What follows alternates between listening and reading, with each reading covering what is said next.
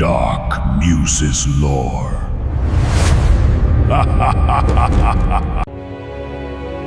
Arise, Dark Muses. Heed our call. The banquet of souls awaits you. The Eldari Empire was a highly advanced civilization that fell into hedonistic practices due to its pride, and a society that lacked the need for physical labor. This extreme decadence culminated in a psychic apocalypse, birthing the chaos god Slaanesh, known to the Eldari as She Who Thirsts. Slaanesh's birth instantly killed billions, and from that moment on, the unprotected soul of every living Eldari became forfeit to eternal torment within Slaanesh's psychic gullet upon death. To protect their souls from this ravenous deity, the survivors adopted different strategies, which directly shaped subcultures and factions of the Eldari species. The drukhari hid within the labyrinthine dimension of the webway, particularly in the dark city of Camorra, and never ceased their pursuit of the extreme decadent excess that caused the fall. Though the webway shielded them from the initial cataclysm, their souls are still slowly draining away into the warp to be consumed by Slaanesh. To stave off this slow death, the drukhari act as sadistic psychic parasites, feeding upon the emotional and physical agony of captive sentient beings to replenish their withered souls and maintain their immortality. Because the use of psychic abilities could draw Slaanesh's gaze directly to them, the drukhari strictly forbid the use of psychic powers in their society. In Eldari mythology, the Cosmic Serpent is unique because it is the only creature believed to exist simultaneously in both the material universe and the psychic universe. Because of its dual existence across realities, the serpent is said to know all secrets of both the past and the present. This deep association with hidden wisdom is directly reflected in the Eldari lexicon, where the word for both snake and secret knowledge is identical, Saim. The Cosmic Serpent holds significant cultural importance for the Asuryani. The craft world Saimhan is named directly after the Cosmic Serpent, with its name translating to Quest for Enlightenment. The people of Saimhan use the Eldari world rune representing the serpent as their heraldry, proudly emblazoning it on the cowlings of their jet bikes, grav tanks, and aircraft. Finally, tying back to the Dark Muses, the Cosmic Serpent, sometimes referred to directly as Saimhan in the myth cycles, has a dark familial tie. The serpent is the brother of Shaimesh, the lord of poisons, the treacherous figure revered by drukhari assassins, murderers, and homunculi covens. The drukhari largely despise the traditional Eldari gods, viewing them as weak for being consumed by the chaos god Slaanesh during the fall. Instead, they pay homage to the Dark Muses, who act as the equivalent the drukhari have to a pantheon. They are not true deities, nor are they worshipped in a religious sense. They are historical folk heroes or incredibly powerful and skilled drukhari from ages past who excelled at the foundational, selfish vices of their culture. Drukhari emulate the muses to learn from their power and master their dark arts. Reverence for these figures began between the 19th and 24th millenniums, as worship of the Eldari gods waned and hedonistic pleasure cults rose. The clandestine worship and emulation of the Dark Muses directly fueled the depravity that ultimately weakened the Eldari gods, brought about the fall of the Eldari Empire, and birthed Slaanesh. There are several Dark Muses, each representing a specific vice within Camorra's society: Shaimesh, Lord of Poisons; the treacherous brother of the Cosmic Serpent, Saimhan; Shaimesh, the patron of drukhari assassins and murderers. The homunculi of the Dark City consider themselves practitioners of his black arts. Lilitu, consort of the Void, she is the patroness of the cult of Lamea.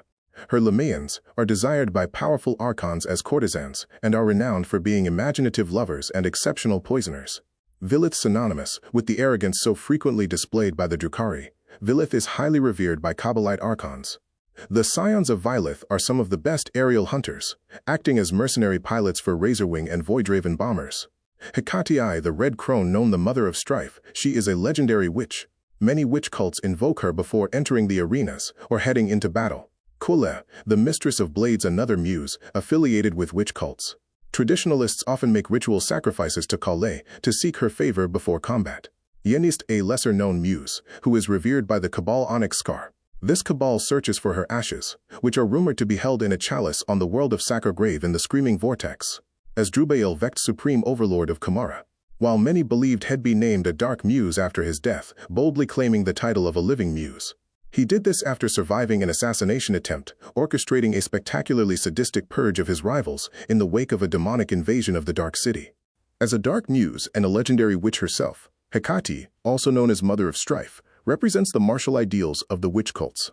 There is also evidence suggesting that Hecate is directly tied to the foundation of the witch cults. The formal name of the witches, Hecatarii, and their leaders, Hecatrix, are derived from her name, implying she had a hand in their creation.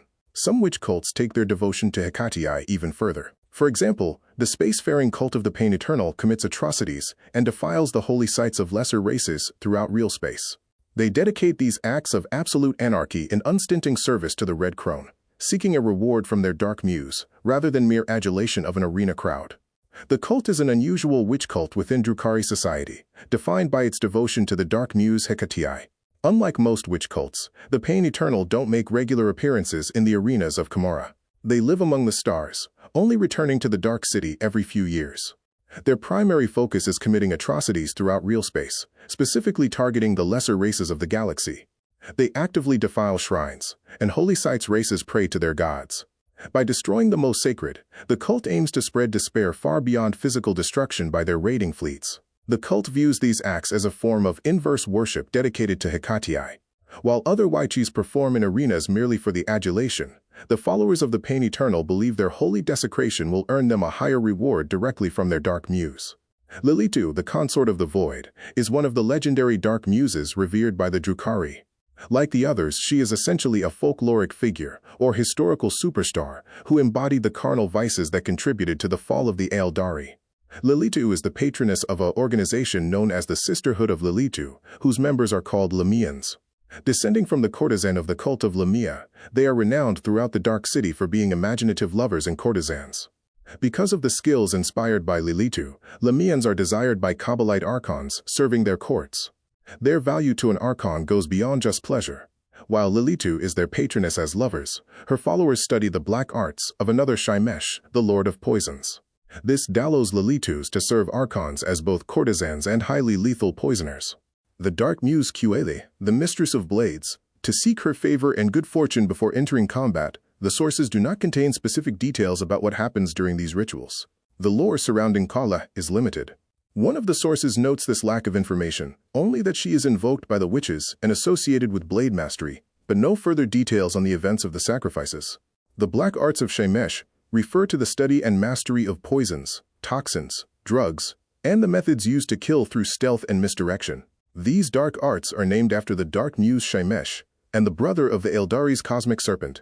The primary practitioners of the black arts include drukhari assassins, murderers, and the homunculi covens. They are also studied by the Lamians' Sisterhood of Courtesans, who utilize these arts to become some of the foremost poisoners in the Dark City.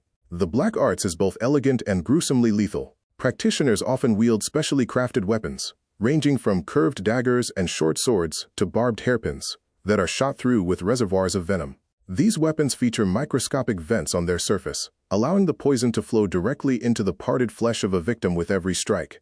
The toxins concocted through the black arts are devastating. A mere scratch from a shimishi blade can cause a victim's flesh to begin eating itself, make their brain swell until it bursts through their skull, or turn their blood into acid that melts their bones and internal organs. Shimesh, the Lord of Poisons, is considered the first of the Dark Muses. Unlike the other Dark Muses, who were mortal Dark Eldar legendary, superstar status over time, Shimesh was already established as a minor god within the ancient Eldari myth cycles well before the fall of the Eldari Empire. His ancient origins are evident in the performances of the Harlequins, who act out the old Eldari myth cycles, and still take on ritual character roles such as Shimesh the Poisoner during their plays. Devotees of the Lord of Poisons even hold a deadly celebration, the Feast of Shimesh. During this event, students test their skills against one another by lacing the feast's dishes with poison, relying on their knowledge of how certain combinations of toxins can accelerate or dampen the deadly effects. Depending on how the dishes are combined, the resulting chemical mixtures can either accelerate the effects or dampen them. Members of the enigmatic Sisterhood of Lilitu, who serve as courtesans to powerful archons, use the black arts of Shimesh to become the foremost poisoners in the Dark City of Camorra. They utilize their deep knowledge of these dark arts to concoct the most potent toxins in drukhari society, using them to eliminate their master's enemies both within the webway and in real space. Their mastery of the black arts is applied in several distinct ways. They deploy their lethal concoctions using highly specialized weaponry. Their favored melee weapons are Shimeshi blades, which can take the form of elegant short swords, curved daggers, or even seemingly innocuous barbed hairpins. These weapons contain internal reservoirs of venom and are riddled with microscopic vents that pump the poison directly into the parted flesh of a victim with every strike. They also utilize splinter pistols, elegant sidearms that fire shards of crystal coated in incredibly virulent, fast-acting toxins drawn from a reservoir pod. The poisons they create using Shimesh's knowledge are designed for maximum agony and lethality. A mere scratch from a Lamian's blade can cause a victim's flesh to begin eating itself, make their brain swell until it bursts through their skull, or turn their blood into an acid that melts their bones and internal organs.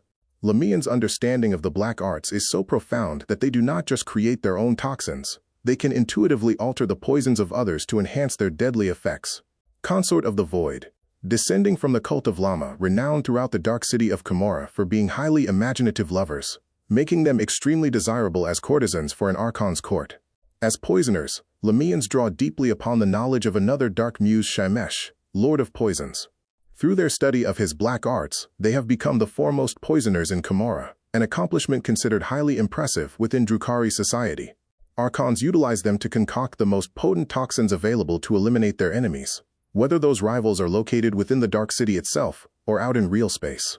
A Lamian's expertise is so profound that she does not just brew deadly toxins, she can alter the potency of weapons and poisons crafted by others.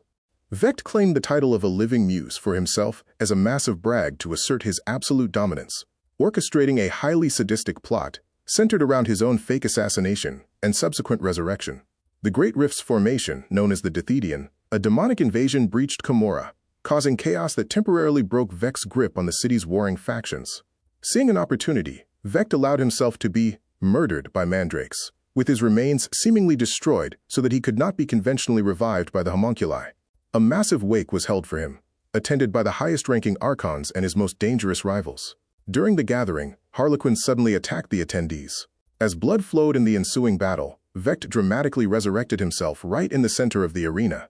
He then proceeded to slaughter all of the Archons who had opposed him, as well as who had supported him, in a spectacularly sadistic purge. Vect had those who opposed him remade into grotesque monsters to serve him, while he brought his true loyalists back to life. Having successfully purged his rivals at the very top of Camorra's hierarchy, he declared himself a living dark muse.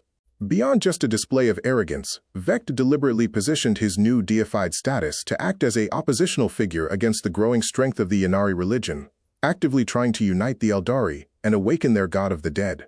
Vilith is the dark muse who embodies the immense, towering arrogance so frequently displayed by the drukhari. The elite drukhari pilots who fly razor-wing jet fighters and void-raven bombers often fight their way up from the gladiatorial arenas of Camorra, making them monstrously proud of their achievements and their elevated status. Because Vilith represents this extreme pride and arrogance, these pilots revere him as their patron and take on the name the Scions of Vilith. Under this name, they are known as the best aerial hunters in the Dark City. They tend to lead solitary lives among the highest spires of Camorra, taking advantage of their infamy by hiring out their services as mercenary squadrons to cabals, witch cults, and homunculi covens. The dark muses may not be gods, but are honored and revered.